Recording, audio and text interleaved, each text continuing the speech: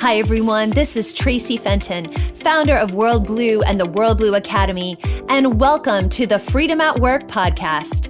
I'm here to teach you how to think with a freedom-centered mindset, thrive as a freedom-centered leader, and finally, how to build a freedom-centered culture for your team or workplace. This podcast is about answering one key question.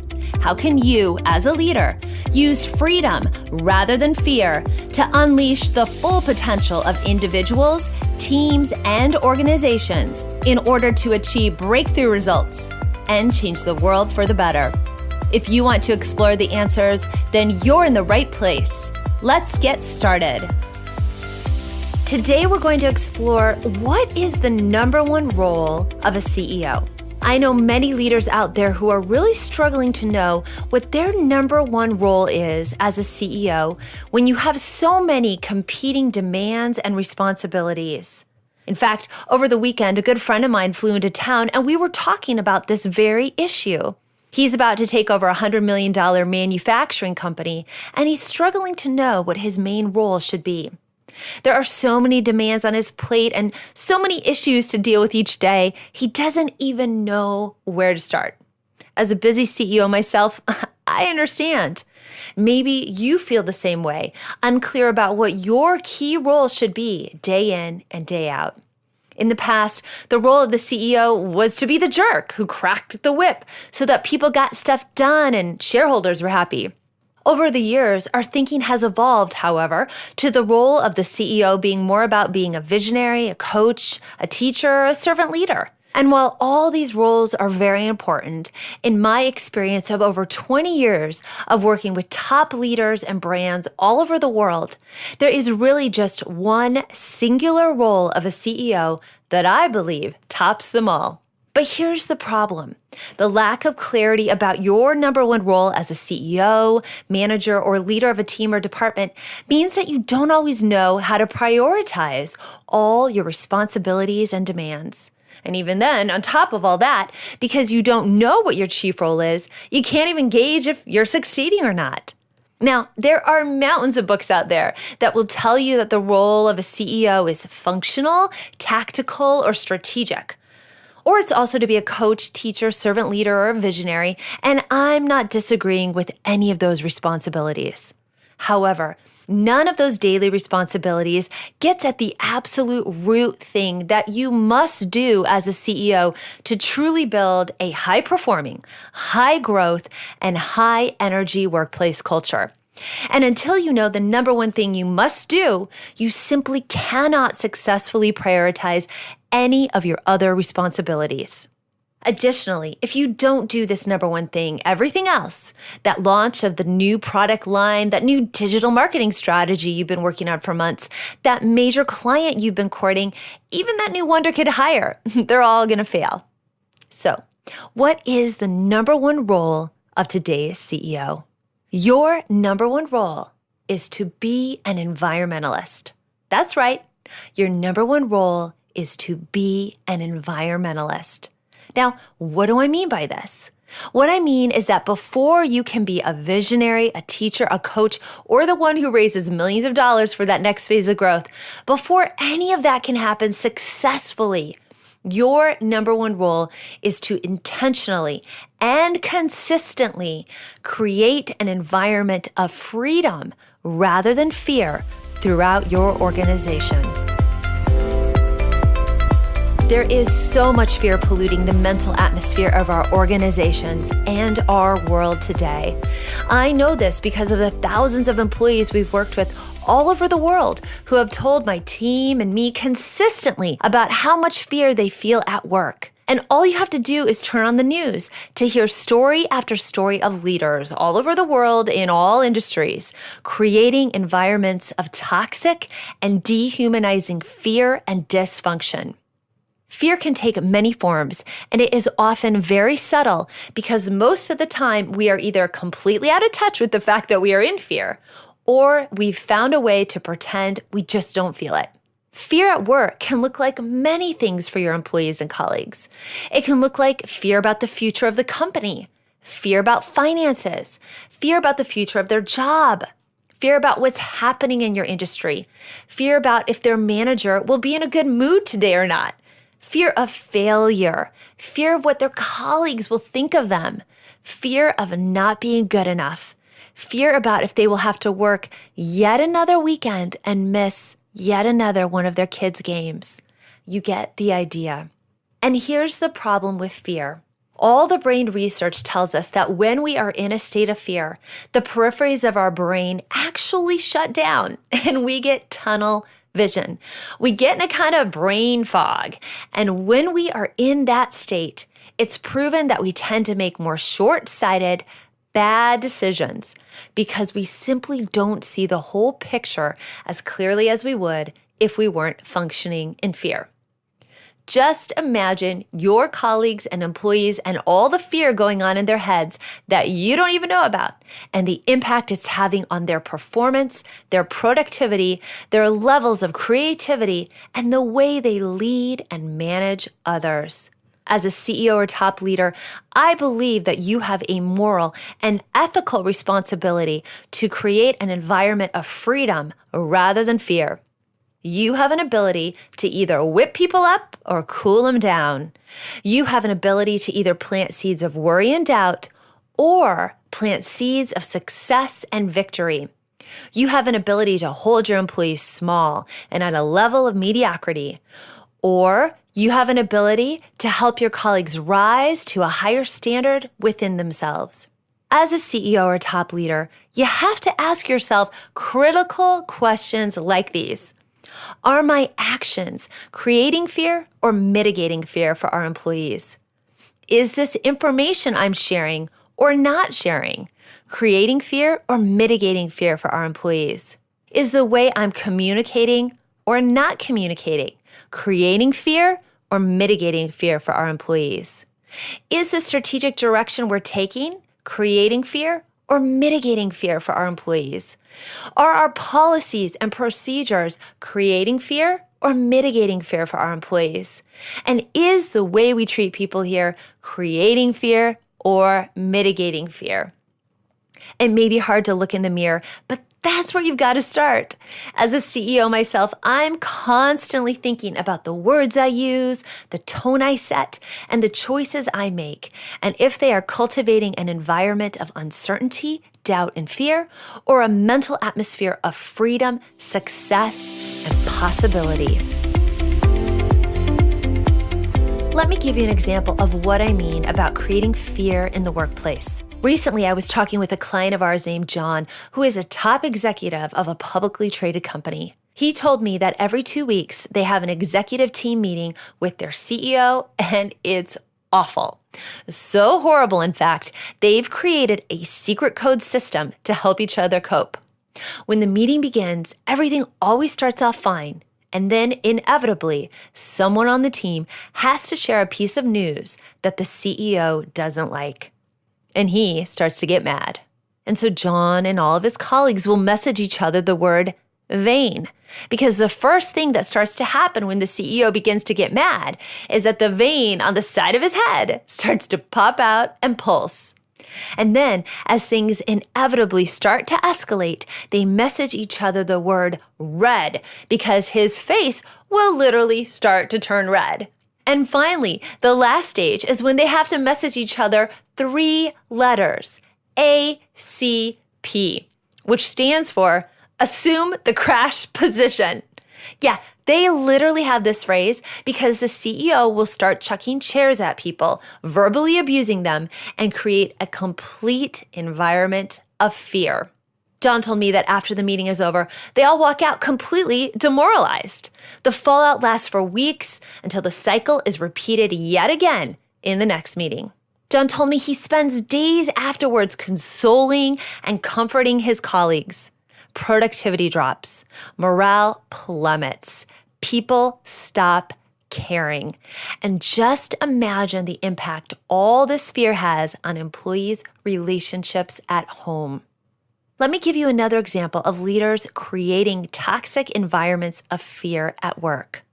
You know, creating an environment of fear can happen in an instant. Just the other night, I was at dinner where someone told me the story of a 30-year-old veteran employee of a multi-billion-dollar company, the kind of company that had a reputation of being more enlightened. Apparently, this employee was a high-performing senior vice president, and during an executive meeting with all the department heads, this senior VP was voicing a few concerns on the topic at hand when the president of the company said to her, and I apologize in advance for the language, the president of the company said to her, "Shut the fuck up or I'll fire your ass." Yeah. Or what about the employee who told me that in meetings with her CEO of a large global company, he would literally flip her the bird from across the room when she said something in the meeting he didn't like? Now, maybe you're a CEO or a leader of a team or department head who is listening to this and thinking, oh my gosh, I don't do that and I never would. There's hardly any fear in our organization. While you might not engage in the kind of overt, fear-based behavior I've just described, I promise you, there's fear in your organization. While I'm sharing some pretty dramatic examples of actions that create a toxic environment of fear, more often than not, fear is very subtle, and it starts in our own thinking. I was talking with the CEO of a company in Texas one day, and I asked him, on a scale of 1 to 10, with 10 being the highest, how much fear do you think is in your organization right now? He thought for a minute, and then he told me, I think we're at about an 8 in our level of fear. So in my mind, I'm thinking, wow, that's really high. But he said it so nonchalantly to me, as if he wasn't bothered by it at all. So then I asked him, do you think that much fear in your organization is okay? And he gratefully said no. But then I decided to push him a bit and I asked, well, what level of fear do you think is okay? And you know what he said? He said, well, I think we need at least a level 3 of fear because I still want my people to hustle. And that's how fear starts subtly taking over our thinking. It makes us think things like it's our motivator or a friend. But fear should not be what motivates us or the tool we use to motivate others. Our sense of purpose, our shared mission, a vision should be what motivates us and those we work with, not fear, which is a tool of control. But far too often, top leaders fall unconsciously back into command and control default behavior, which is all motivated by fear, and they don't even realize it. The only way out of leading from a place of fear is to recognize it in yourself first, and then consciously and intentionally choose to think and then act from a place of freedom and possibility instead. And that is a daily practice. At some point as a leader, you have to ask yourself, what is all the fear in your workplace really costing you? What is it costing you in creativity, innovation, productivity, engagement, brand reputation, trust, and ability to attract and retain the best and brightest talent, and bottom line growth? It is costing you, my friend, way more than you think. The companies we teach how to operate in freedom rather than fear and control have on average a staggering 7 times the revenue growth over a 3-year period compared to the S&P 500 companies. Why? Because they've learned how to systematically address the small to large fears each day in their workplaces. Their leaders recognize the moral responsibility they have to create environments that lift people up rather than pull people down so that they are more productive, innovative, and engaged. And when they go home each night, their employees are also a better parent, a more loving spouse, and a more engaged citizen of the world. Freedom, not fear, creates the optimal conditions for people to thrive and succeed. Now, let me be clear. When I say freedom, I'm not talking about some Lord of the Flies, inmates running the asylum, Pollyanna, utopian, kumbaya, laissez-faire, anarchy type of freedom. I'm talking about freedom with accountability, the kind of freedom that creates the peak conditions for every single person in your organization to operate at their fullest potential.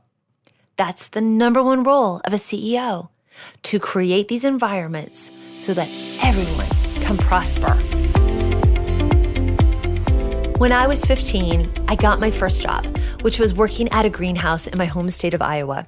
I worked there on and off throughout high school and when I would come home on breaks from college.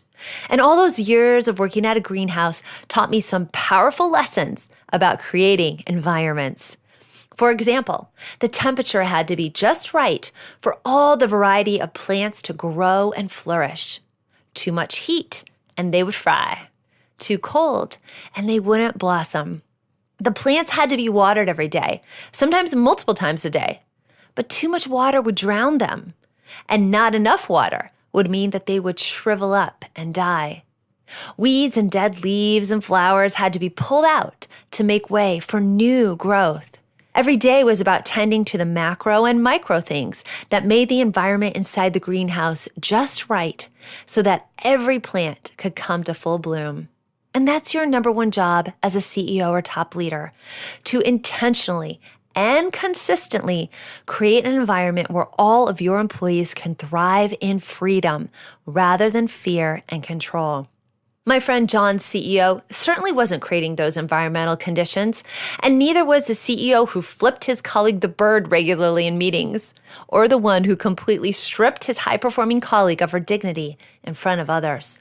Eventually, 2 of the 3 of these people left their companies to go work in healthier, non-fear-based environments. And the 3rd one moved herself into a position where she didn't have to interact with the CEO as much.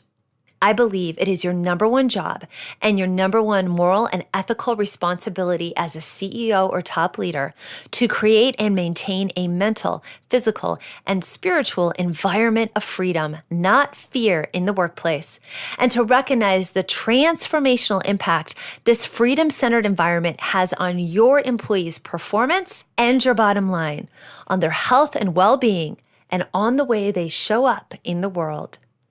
Yes, you teach. Yes, you coach. Yes, you set a strategic direction. And yes, you do the millions of other things you have to do each day as a top leader. But all of that has to be under this umbrella of understanding your number one role, to be an environmentalist that sets a tone day in and day out with your actions, your words, your behaviors, your standards, who you hire, who you fire. That is 100% committed to doing everything in your power to root out fear by being honest, transparent, and operating in integrity so that you create the optimal environment for success for everyone. When you do this, as we've seen with our clients, many of which are the most admired brands in the world, your growth, productivity, morale, and engagement shoot up. You create a place where everyone wants to work and no one wants to leave. I don't care what you do. People want to work in an atmosphere that lifts them up rather than pulls them down, where they feel emotionally safe and where they can truly live their fullest potential and purpose. And that's an environment of freedom, not fear. That's your number one role as CEO. And once you are clear about your number one role as an environmentalist, your job is to help others in your organization, beginning at the top, understand that their role is to be an environmentalist as well. And slowly but surely, you will transform your organization into a thriving, dynamic, high-performing, freedom-centered ecosystem that rejects anything or anyone who would try to pollute your environment with fear, and attracts, like a magnet, those who are willing to create and stand for freedom. Thanks so much for joining me, and remember to live, lead, and work in freedom. Thanks everyone for tuning in to today's show on Freedom at Work. If you like what you heard and you're interested in finding out if you're a fit to work with World Blue, here's what I invite you to do next. Head on over to worldblue.com/call. That's world and then blue without an E, BLU, and book an appointment to speak with our team. We'll get on the phone with you for about 45 minutes and explore how to help you develop a freedom-centered mindset, thrive as a freedom-centered leader, or build a freedom-centered workplace culture. Remember, living, leading, and working in freedom rather than fear in order to unleash your full potential does not happen by itself. You need expert guidance to make it happen. We have over 20 years of experience working all over the world with top leaders and brands, from small businesses to Fortune 500 companies, helping them achieve results with our proven methods and courses. To see if we can help you do the same, head on over to worldblue.com/call and book a call with our team now. I'm Tracy Fenton, and I can't wait to connect with you soon.